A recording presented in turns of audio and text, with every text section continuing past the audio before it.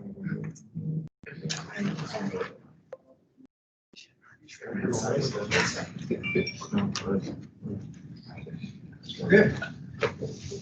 let's begin. So we are moving on today finally to, let's say, macroeconomics proper, to the topics that pertain to macroeconomic analysis in general. That's the main subject matter of the entire course after this introductory part in which we familiarize ourselves with some basic principles of economics and such. So we move to what is chapter 6 in your book today. It deals with macroeconomic measuring macroeconomics. Now, a few words of explanation. What does it mean to say measuring? What do we measure? How and why?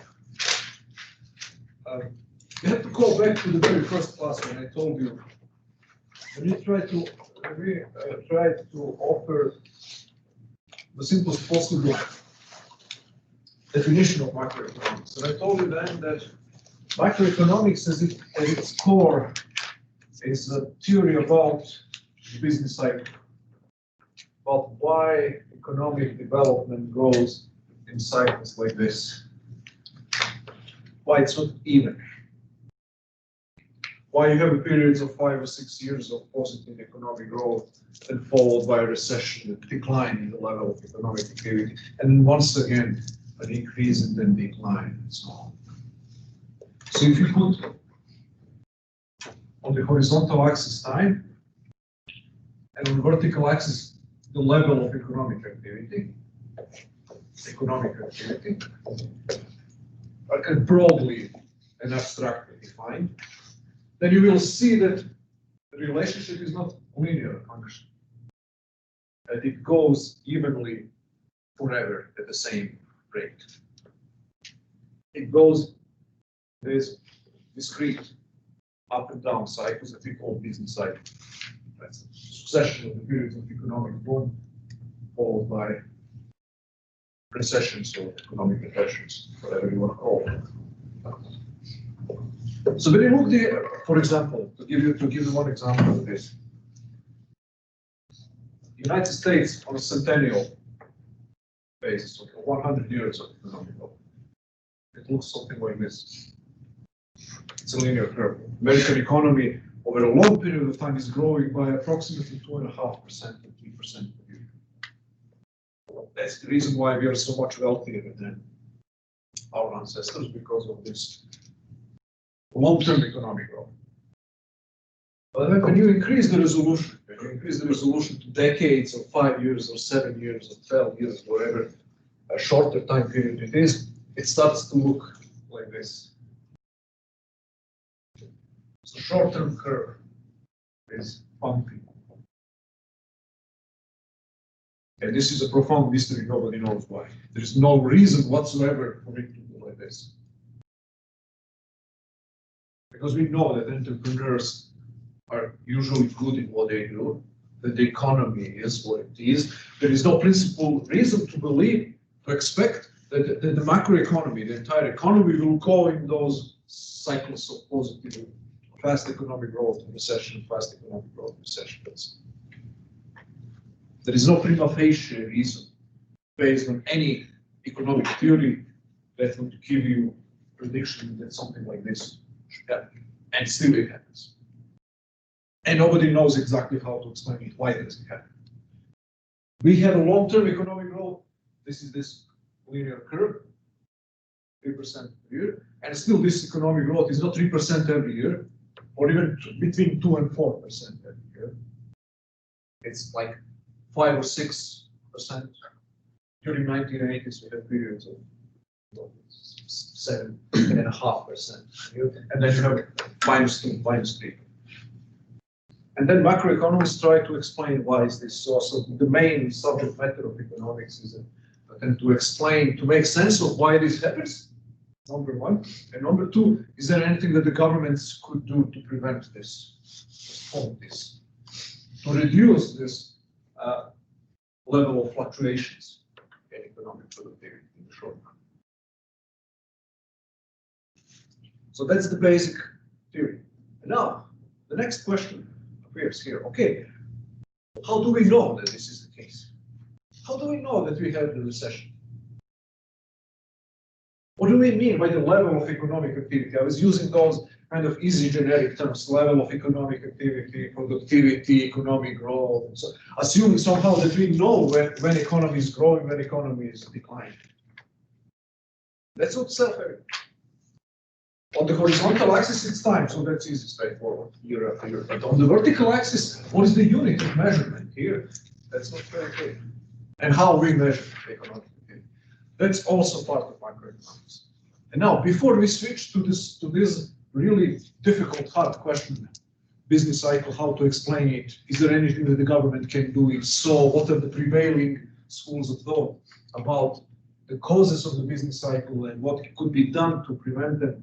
So before we jump into that very difficult question, we first have to do the preliminary study about how do we measure the economic activity? How do we know that an economy is in a recession or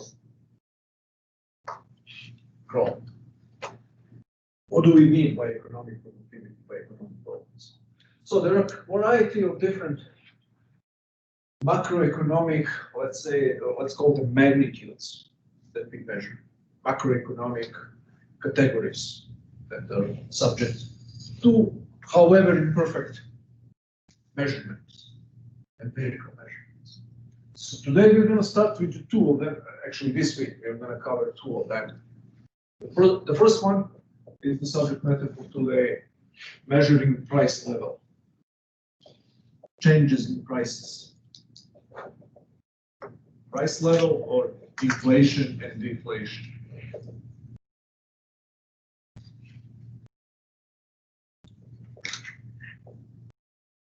The second one is the unemployment statistics.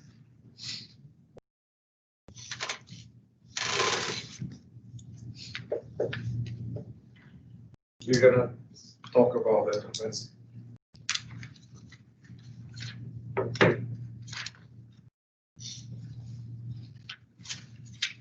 There are a variety of others. I will mention in passing some of the others, but we will not talk in detail about that. For example, something called GDP, gross domestic product. That's a measure of the size of the economy. Let's say gross domestic product is the value of all goods and services produced on a given territory in a given period of time, expressed in dollar terms. Dollar value of everything that is produced in the United States in 2021. That's the American GDP, or gross domestic product. Public debt, how do you measure public debt? Tax revenue, all kinds of other things. But these three are unemployment statistics, national income accounting, or GDP, national production and consumption figures, and price level, changes in the price level of inflation. Today we're going to be talking only about how do we measure price level. Why do we measure price level? I will say something about that at the end of the lecture. And how is that exactly achieved? So we know from the very beginning that you can think of prices in two different ways. You can think of prices as relative prices, which means that the relative values of different goods and services vis-a-vis each other. So that means irrespective of what is the monetary price of any given good, the structure of relative prices should be always the same. So that means it doesn't matter whether a cup of coffee is $3 and your laptop is $300. The relative prices of these two goods are 1 to 100. So in a well-functioning economy, you can increase the price of a cup of coffee to $6. The price of laptop will have to go to 600. The ratio, the exchange rate, so to speak, quote unquote, between the goods in a monetary economy is a structure of relative prices. how many cups of coffee in exchange for one laptop. So that's crucially important. Structure of relative prices. But there is another sense in which we talk about prices, that's a so-called price level or price average. When we think about what happens with monetary prices, nominal prices, monetary prices, whether a cup of coffee costs $3 or $5. That's the sense, that's the meaning of the prices that we take into account when we talk about measuring price level. So price level, the easiest way to understand price level would be some kind of average of different prices. Or prices of different kind that are averaged out together. Usually we talk about creating certain price index. Price index is this average of different kind of prices. One of the examples would be, what is Dow Jones? What is the full name for Dow Jones? Anyone knows what is Dow Jones? Wall Street. It's a major index of stock prices in Wall Street. It's called Dow Jones Industrial Average. That means that you take whatever, couple of hundreds of different stocks of publicly traded companies that are bought and sold on the market, and then you price the average of those prices over time. And that tells you something about the health of the American stock market. If this average of all prices increases, that means that usually the investor confidence is increasing, that the economy is that business expectations are good because people are buying stock, people are investing.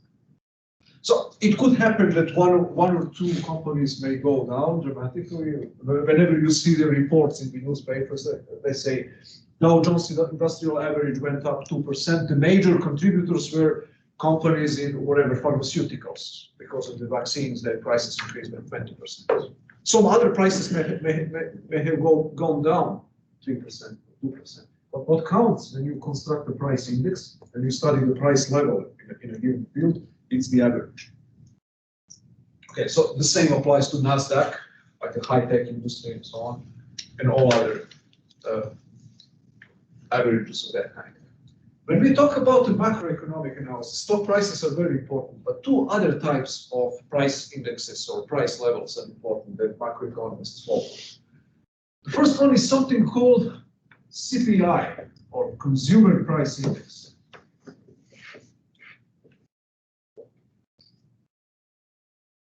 And the second one is a variety of things that are together lumped under the PPI, or Producer Price Index.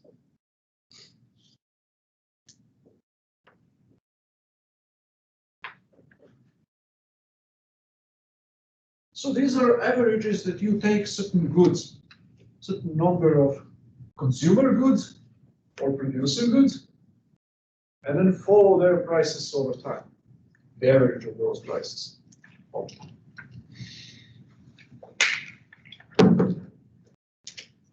Most widely used, CPI is Consumer Price Index, PPI is Producer Price Index. I'll explain.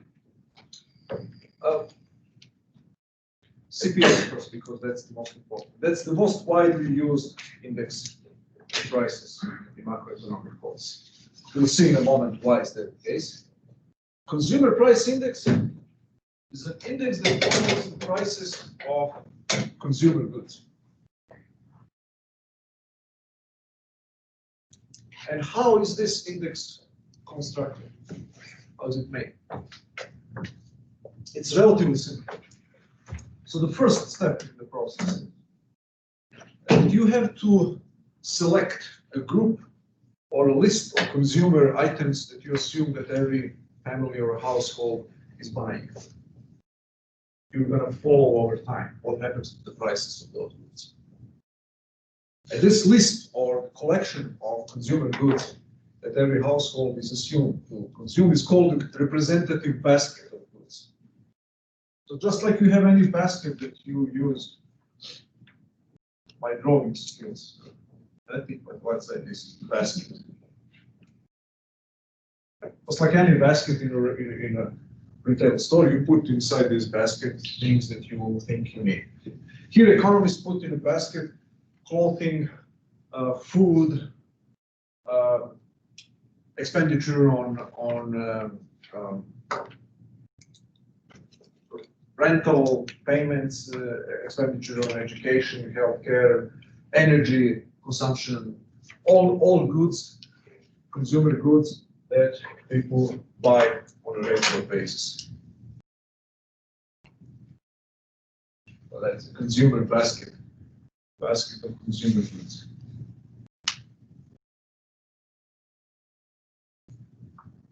So the next step is complicated. It involves more than one sub-step. The second step is what we want to do to calculate the value of this consumer basket, the dollar value. And then the third step would be to compare the cost of this consumer basket at one point with the cost at a later point. So typically what you do is actually you calculate the average, how the monetary value of this consumer basket is calculated is by taking average when you look statistically how on average, how many units, let's say, of bread every average family is buying.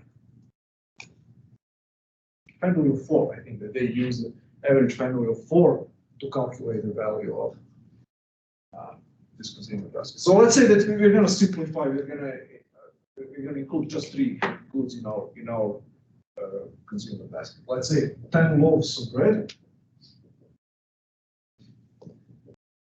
like 15 pounds of meat, and let's say 4 pounds of butter.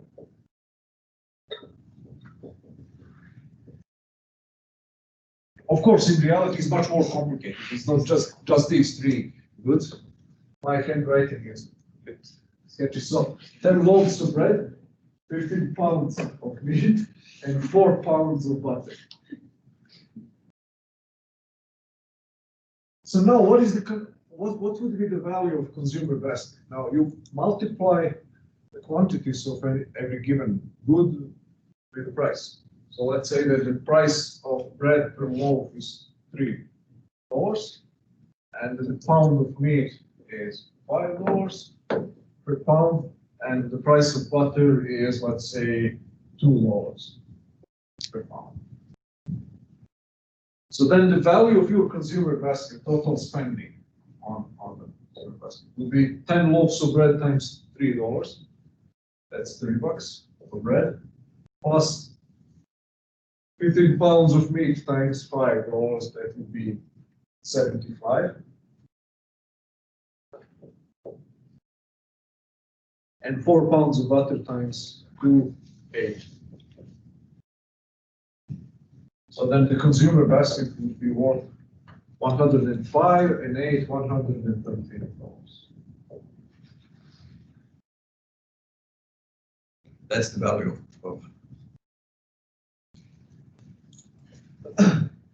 representative basket of consumer goods. Now, in order to measure the changes in the value of this basket over time, you have to select one year from which you begin to measure. This year is called baseline. Baseline period.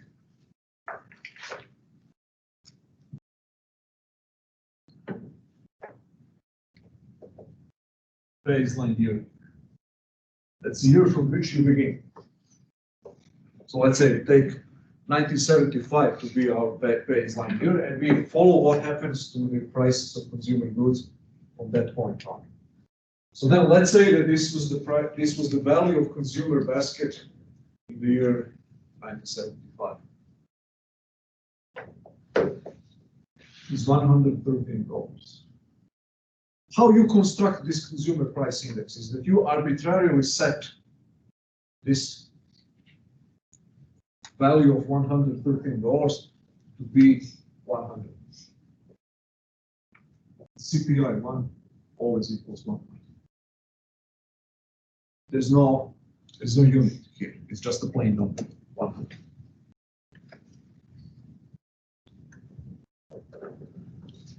And then how you calculate it, then you want to calculate CPI too. For year 1976. Let's say that the price increased to $120.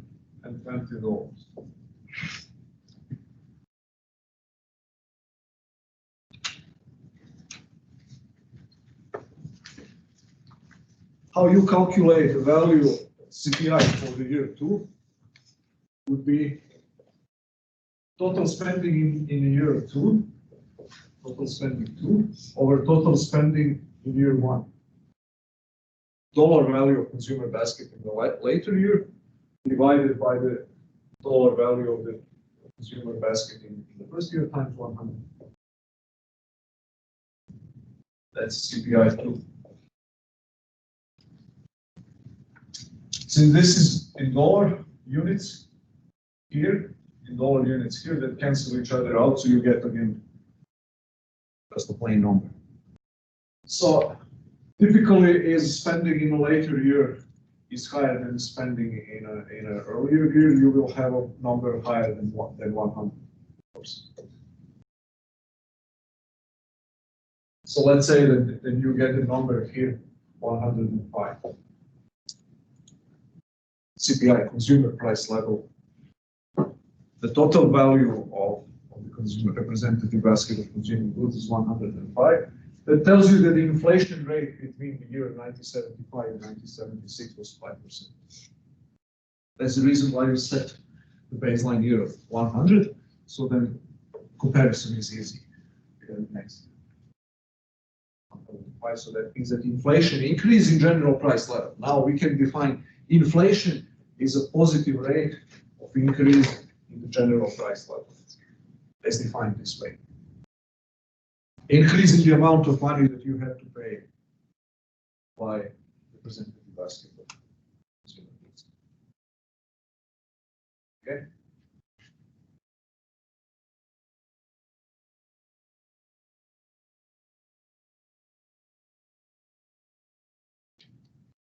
Let's say now that you go all of a sudden to year 2016, and now the value is $256.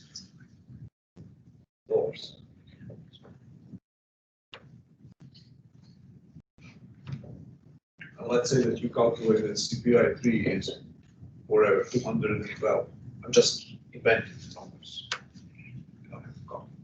So that means that the inflation rate between these 2 years was 112%, or divided by year, how many percents per year.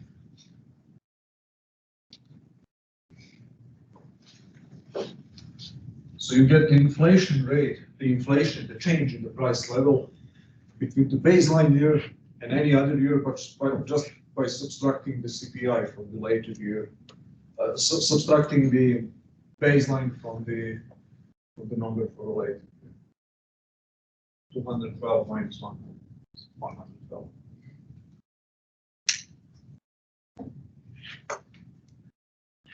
One more thing here to bear in mind about all those price indexes. It measures just a change in the average. It doesn't tell you anything about any one individual price. So theoretically, in our example here, you can have price of bread increasing and price of butter increasing,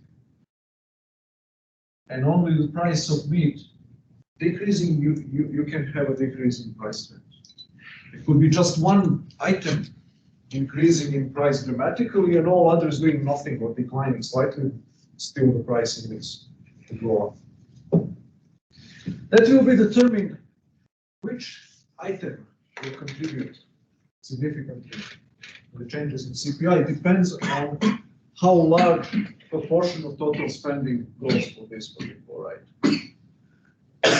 So here, the total spending is 113, but spending on meat is 75, more than 60%. So that means that any change in the price of meat will affect CPI much more than the changes in prices of other goods. Because the share of meat in total spending is greater, that means that any variation in the price of meat will lead to greater changes in the CPI and variation in the prices of bread and butter. So more significant an issue is on the spending agenda annually, greater the influence on the price variations of that good will be on CPI, or your cost of labor. So that's the reason sometimes that the prices that comprise a significant portion of the household budget and that are subject to greater price variations, such as energy, sometimes are excluded from CPI. So you have an even narrower measure. Typical CPI includes the prices of gasoline and electricity and other things. In some cases, they eliminate it to reduce the volatility. Okay, so this is important to know that the price index, consumer price index, doesn't tell you in and of itself anything about any one individual price, about the price of any one individual good comprising the consumer basket. It tells you only about what the average does, and the average goes up.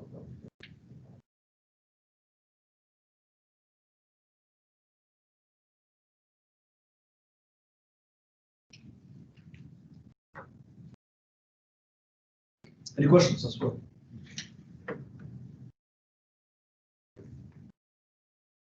If no questions, like I'm lost, or no questions, everything is pretty much clear. Okay.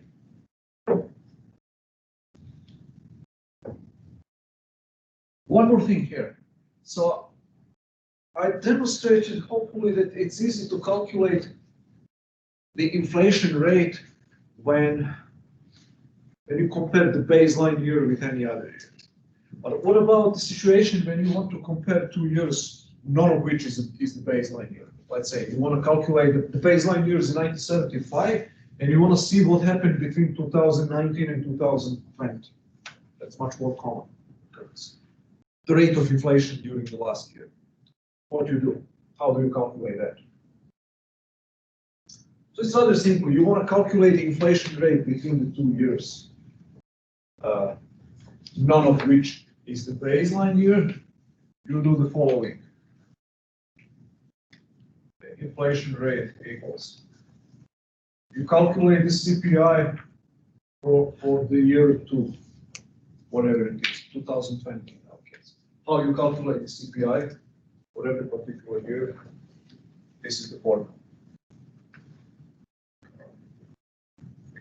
Then you subtract the CPI for the previous year, whatever it is, divided by the CPI of the earlier year, multiplied by 1.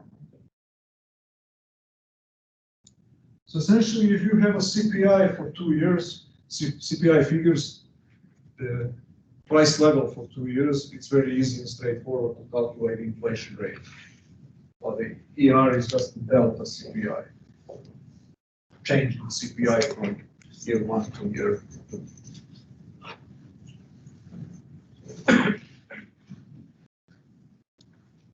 So then, let's say the CPI for this year is 189, CPI 2, and CPI 1 is 180. What will be the delta? What will be the inflation rate? Will it be positive or negative inflation rate?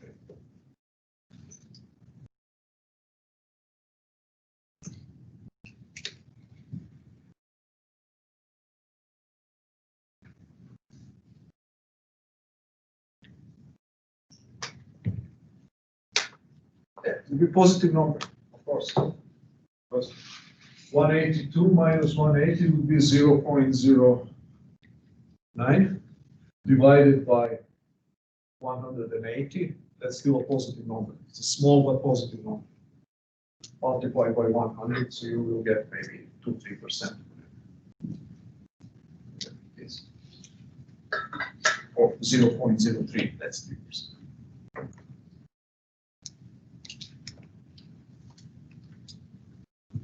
But now what if it's the other way around? CPI 2020 is lower than CPI 2019. You will still have a small number, but a negative number. 180 minus 189 would be minus 0.0. So you will end up with a small negative number. So if CPI declines from year to year, we say that the rate of inflation was negative, or this is called in economic theory deflation.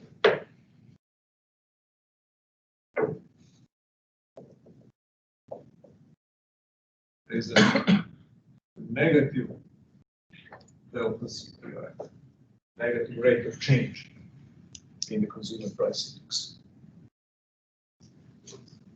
That means that the value of consumer basket in a later year is lower than the value of the previous year.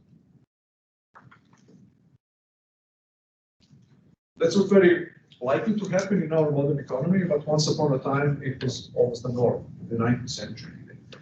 There was a secular long-term trend of inflation, price declines. The prices were lower and lower every year. So American wages, nominal wages, like how many dollars people receive for their work, didn't increase very much between 1817 and 19, or increased slightly. But at the general price level, because the increase in productivity and greater supply of goods and services was so great, actually the purchasing power of $1 in 1870 was far lower than purchasing power of the same dollar 35 years later. Nowadays, it's the other way around. Now the dollar loses a little bit of its value every subsequent year.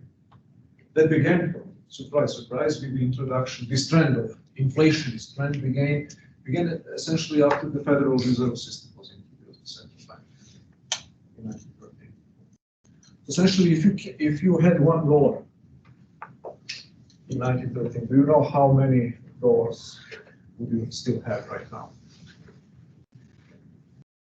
Was it more like $100,000? No. You had $1 in 1913. How many dollars do you have now? One. But that $1 bill, of course, it says $1. But what would be the purchasing power? 1 cent in 1913.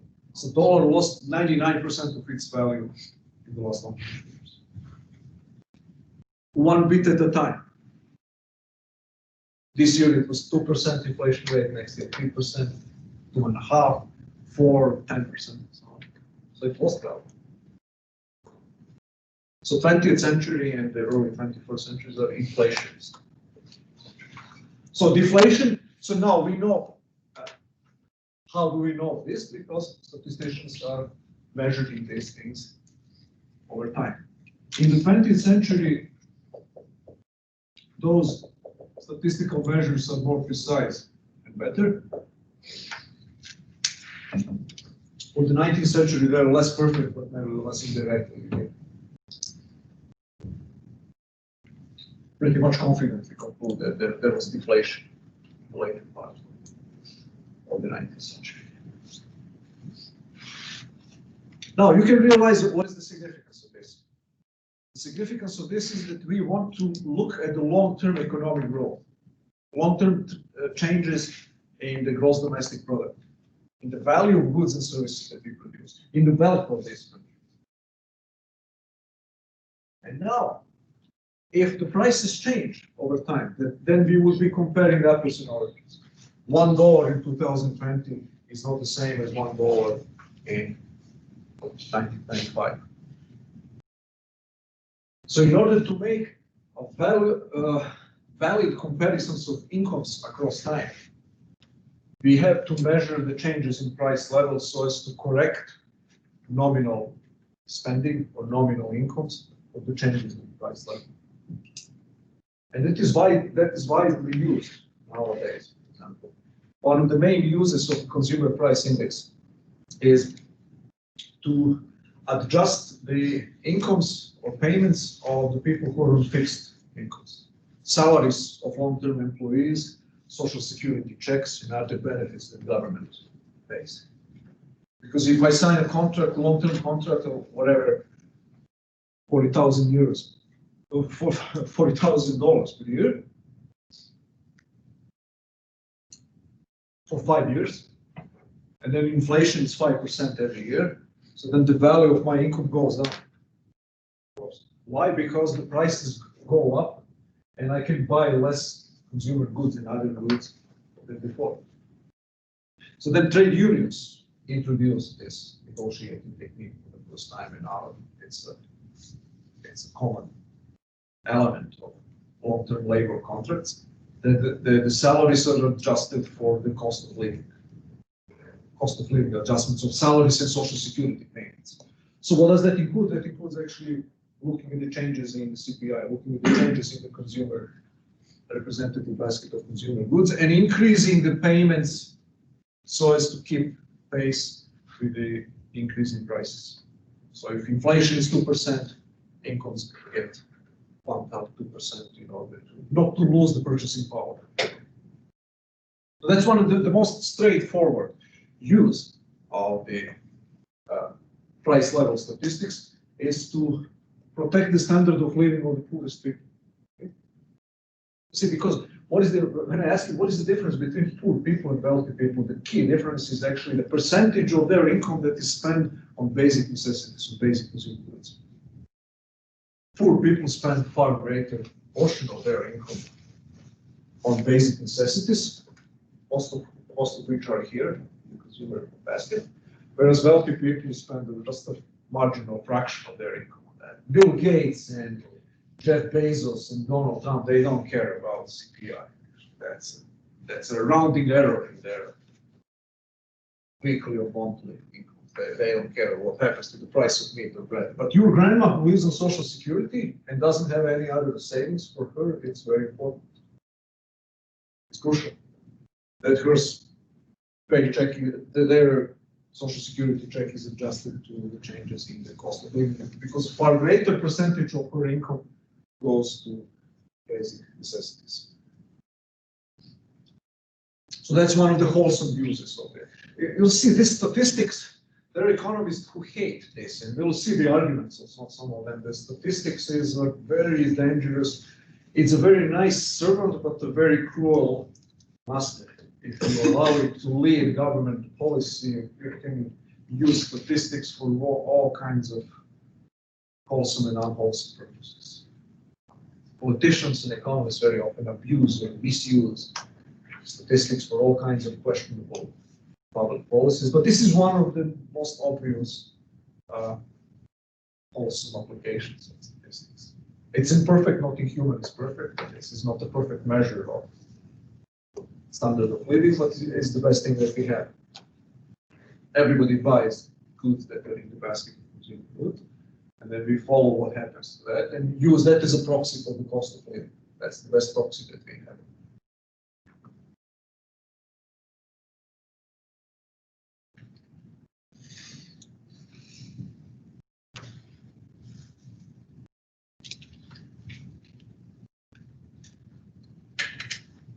So other things that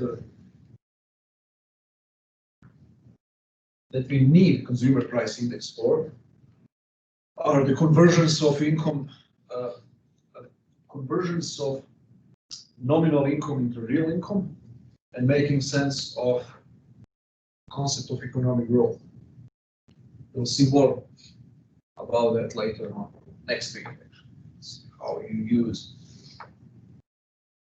you use the price statistics to compare the incomes of different countries and themselves, and how to compare the wealth of people of the same country from one period of time to another.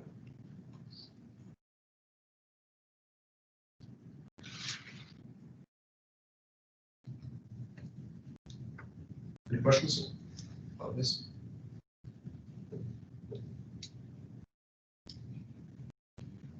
So when we say inflation or deflation, typically what people mean is consumer price index.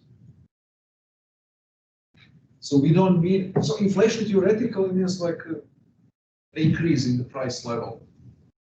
That's one way to define it. That's another way. Increasing the price level, increasing some arbitrarily set up average of different kinds of prices. So you can talk about inflation, stock market inflation, stock market bubble is a typical. So the stock prices are much more sensitive to the changes in quantity of money. They fluctuate much more than consumer price. So stock market, and that's for some reason that's considered to be a good thing. And we'll see later on, that's an open question. For consumer prices, pretty much everybody agrees that it's not good if they fluctuate too much. Especially it's not good if they increase very rapidly. But for stock markets, it's not great. Politicians seem to like that. Stock market is booming, that means it's a good thing that investors have a high confidence. And we'll see later on that there might be some problems with that theory. But at any rate, consumer prices fluctuate less than some of the other prices. So we had, for example, like give you one illustration of this. In the last 10 years, we had a dramatic increase in the quantity of money in this country. The central bank created, or to put it simply and bluntly, printed trillions of dollars of new money. And that affected certain prices dramatically. The stock markets just skyrocketed, and some other financial and non-financial asset prices increased, but the consumer price index didn't change very much. It's 1% per year, 1.5%, 2%. They were even not satisfied that the inflation rate was too low, signaled that the economy was not performing very well. The demand was not good enough since inflation was very low. So consumer price index doesn't fluctuate very much. And one more thing, that the consumer price index doesn't tell you much about the underlying causal relationships between the economic phenomena that are necessary to understand the business cycle. So why is that the case? You may remember that I mentioned at the very beginning, when you look at all the purchases, all trades, all exchanges, all buying and selling that is going on in the economy, only 30 to 35% of that is buying and selling of final consumer goods. 65% on average is people buying and selling produced goods.